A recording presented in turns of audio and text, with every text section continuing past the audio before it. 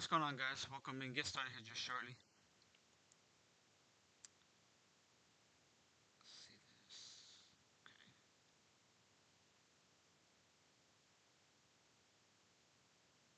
What in the world?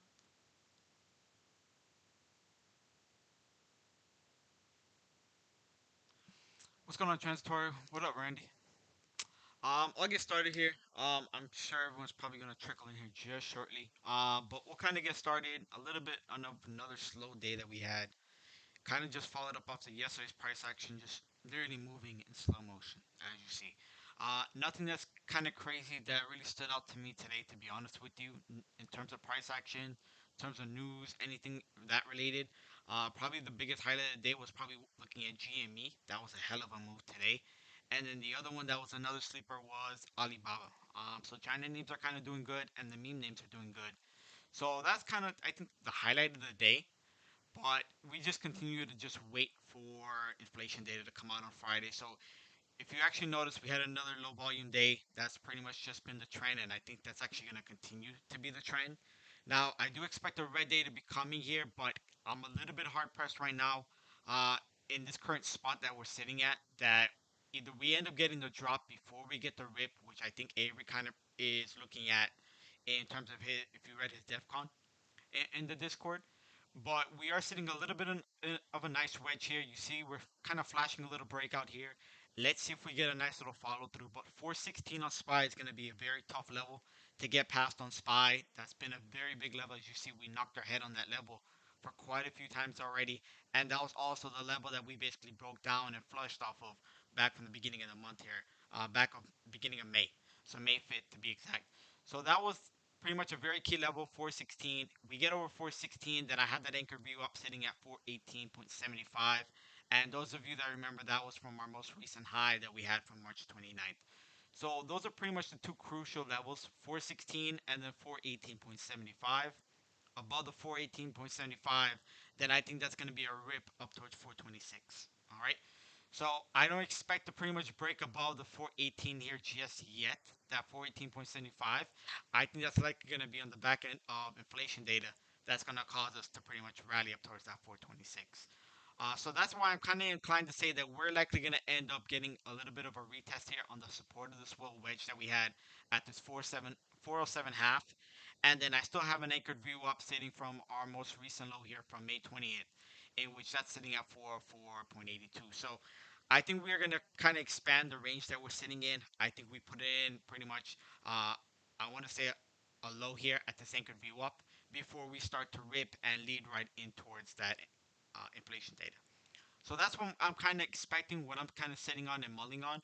But we crack that 416 tomorrow, then bulls likely will be in control here, and that's going to be a hard press resistance at 418.75. All right. So that's pretty much just the flip side of both scenarios. Two things that really stand out to me right now is kind of looking at one is looking at Apple, and I'm gonna go out to the daily here so you guys kind of see this. But I still consider this to be a little bit of an inverted head and shoulders action that we're kind of putting in. You see the three little circles indicating the three bottoms, the left head and right shoulder, in which I have resistance at 152, in which we're retesting prior breakout point back from November of last year. As you see, we hit support at that level February 24th, and then we broke down on that level here on May 11th. So I'm expecting to retest that 152 level on Apple here, whether that be within the next coming days here or that ends up being on the back end of inflation data. That's kind of left to be seen because we could potentially chop it up here before we get that leg up higher towards that 152, or we potentially look to put it higher low here basically off of today's price action. So that's kind of the flip side scenario of that.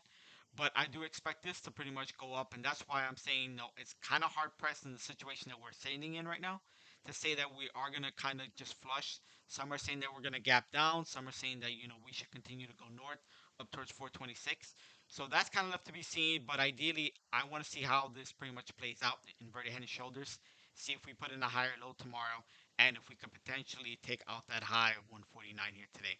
So that's what I'm going to look at. And then the other one, kind of a little similar situation, is also looking at uh, Microsoft. A little bit more of a weaker inverted head and shoulders.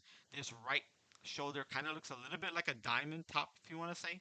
But you do have a left shoulder still making a higher high than that head, and then you made the right shoulder also made a higher low.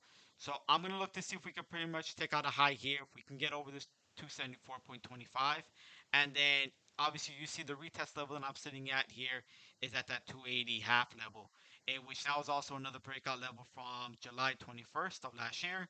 Support test October of last year as well. And then we basically teetered support resistance until we ultimately broke down here on May 5th. So that's kind of just the levels eyeballing, the formations that I'm kind of looking at as well. The other one that stood out to me as well was also Boeing. This is one that I've had on my radar for quite a bit here. You have a nice little megaphone action going on here. That was just a beautiful snipe. I kind of identified that downtrend support level. And then that was a beautiful rip off of that 135 high. So that was another one that I'm going to keep on the radar here. We break over that 142. I'm watching a little supply zone I have sitting at 146 up to 147 here. So that's one I'm going to watch for continuation. Otherwise, you're looking for a breakdown here on Boeing under 138. And then you see the gap fill here below at 132. So that's what I'm going to keep an eye on as well. Other than that, I think Tesla's always on the radar here. Tesla has a nice little downtrend resistance that it broke out of. That broke out on May 27th, but you see that we kind of went sideways. We had a nice little gap down, but we continue to just go a little bit sideways. Not really exaggerating the move up north or south. That was quite a bit of a nice move that we had, though, trending into positive territory into the end of the day. So for this one, I'm gonna watch this one. I want to see this kind of get over and hold over the 724 mark. We can hold over 724, and I'm watching this to make a move up towards 756. So that's gonna be that. Other than that, if we end up breaking below that 700 mark, which was acting a little bit like a support today, then I'm looking at 680, which is a very pivotal level that we ended up anchoring off of May 12th as support, and that was a little bit of an intermediate resistance May 23rd. So that 780 level will be pretty critical. We'll see if that ends up being an ultimate dip buy for us on Tesla. But 780 is that pretty much the line in the sand that I'm watching for a potential dip buy opportunity. I would hope that we even get that tomorrow. If we can get a rip down towards 780 tomorrow, I think that's going to ultimately be a nice buy. And then we could pretty much get a nice maybe 50 to 100% off of that going back north. So that'll be one that I kind of keep an eye on very closely as well. I think other than that, AMD was still on my radar. This is one that I've just been watching, continuing to watch here. We had the nice little downtrend break you see. Kind of just ended up getting a nice little retest. The body of the candle held perfectly today off of that downtrend retest. So I'm going to look to see how that ends up continuing to play out. You have a nice little leading diagonal action going on though, so that's the only caution about this. So maybe we end up breaking, re-entering this downtrend resistance. We re-enter it, and I would look to see if we end up potentially holding 99 to $100, and that would be my dip buy spot to take this back over $100. As AMD does have their investor day coming up on Thursday.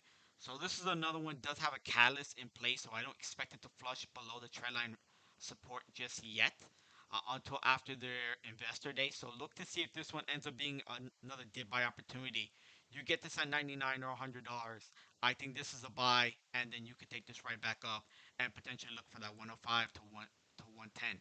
I did see a lot of calls coming in from 110, so that's something that kind of caught my attention about AMD.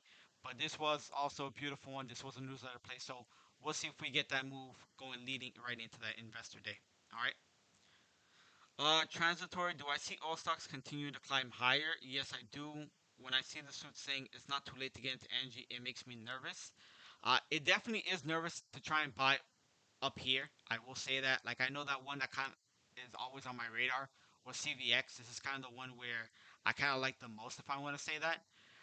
But if you want to say the biggest thing is pretty much buying on support. Like if I were to tell you like CVX, even though obviously you see how much this chart is up transitory, like if you were to say like you literally bought the middle of this rip here that you have between what the end of February up until the beginning of March, like yeah, there would be chasing and you'd feel like you got in too late on energy.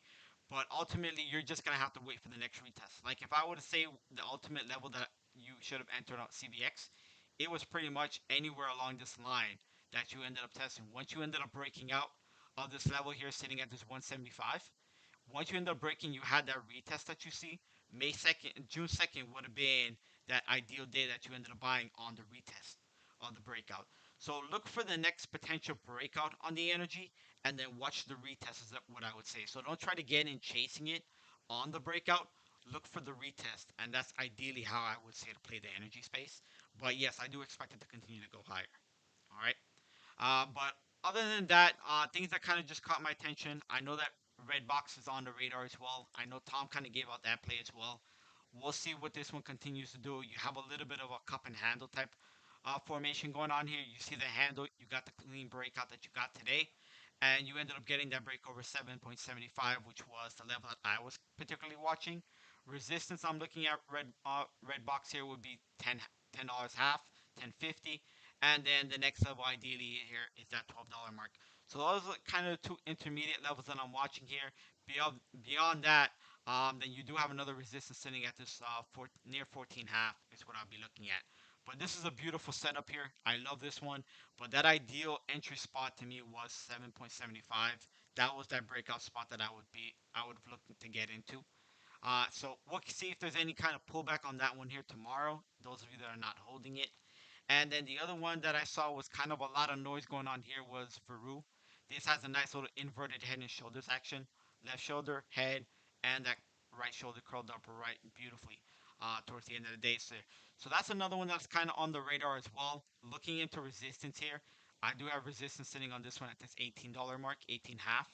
So I do see that was a confluence when you had your prior prompt, basically the beginning of February.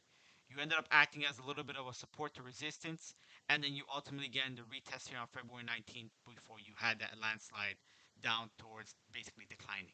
So 18.5 is what I'm looking for on Veru. This is another one that I'm going to keep an eye on here tomorrow as well. I did get shares on Veru here, so this is one I am holding.